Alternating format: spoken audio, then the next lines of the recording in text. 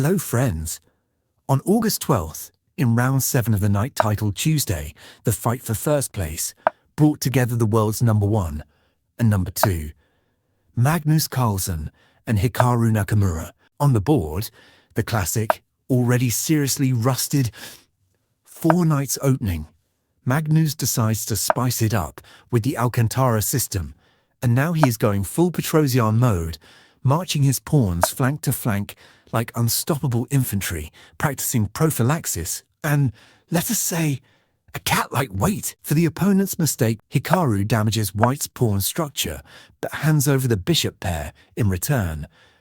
Winning the pawn here is impossible, because White strikes on e5, temporarily sacrificing a piece and, after a double attack, immediately regains material equality. In our game, Hikaru guards his little pawn, and White consolidates, preparing to castle.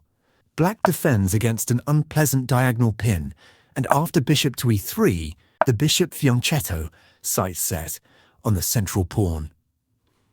Magnus plays queen to e2, keeping the option. To castle either way, Hikaru finishes development. Magnus castles long, king on the move. The American also lines up a long castle, because short castling would mean an instant kingside storm from White. Along the g-file using the s6 hook, Carlsen replies with knight to d2 to finally settle the question of central pawn defense. Out of the opening, the position is roughly equal, but very playable. Exactly Magnus's style, he quietly completes centralization. Hikaru makes a useful semi-waiting move. White strengthens the center, and Hikaru prepares to reroute his knight to e6, targeting weakened dark squares, especially if Carlsen starts squeezing. After knight to d8, he improves his knight as well. Both grandmasters complete their regrouping. Hikaru blocks the invasion square, but at the cost of weakening the d6 pawn.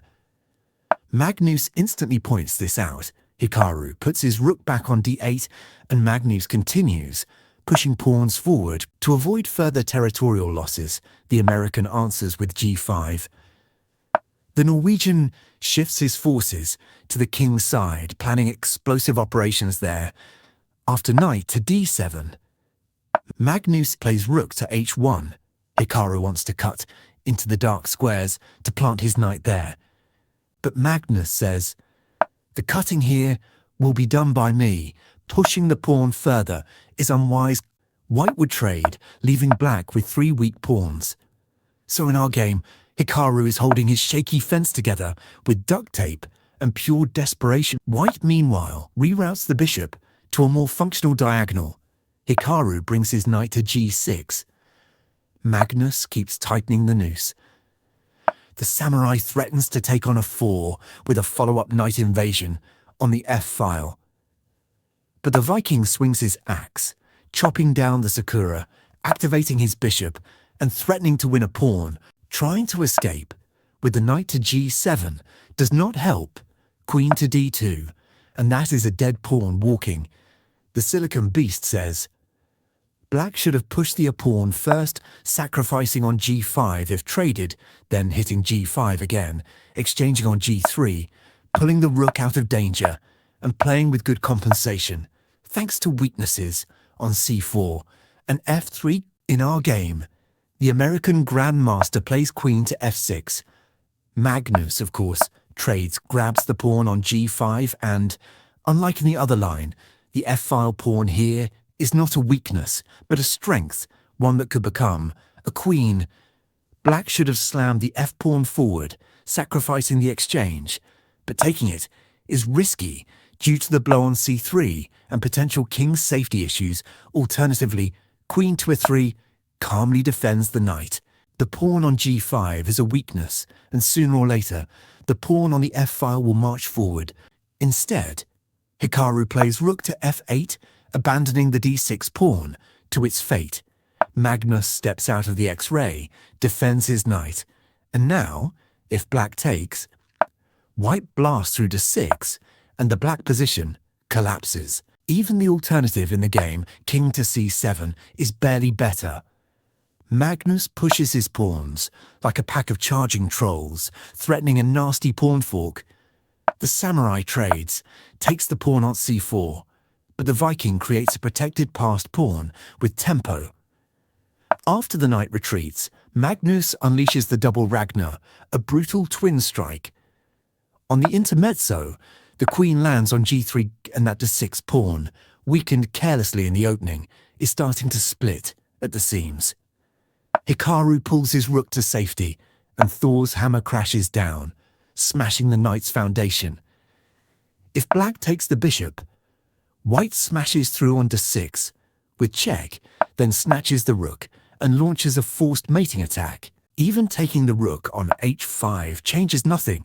White still takes on d6, with check, then queen to d7 check, a bishop check, a capture on e8, and that is the kill shot, checkmate, to the black king. Seeing these lines, Hikaru tries to slip away with his king to b7. Magnus trades rooks, gobbles a pawn with check, and defends his knight while attacking rook, and queen trading is losing. White would have 2 extra pawns in the endgame, so Hikaru plays queen to g8. White exposes the king.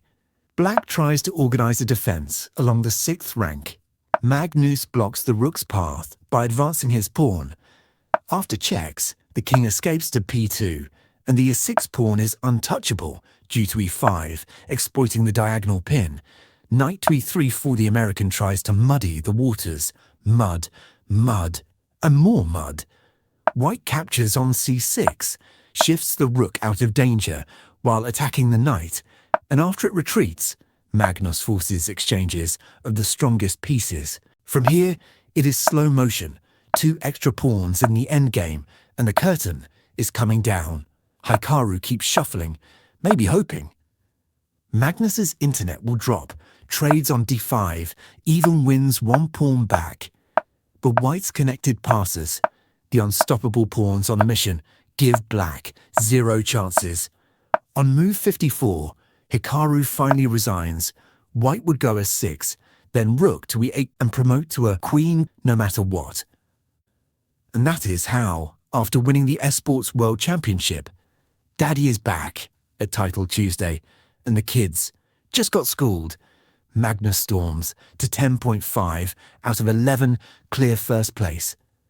The only player to hold him to a draw, FIDE master Vyacheslav Wietic. Leave your thoughts in the comments, subscribe, like, share the video, and ring the bell, because chess is awesome.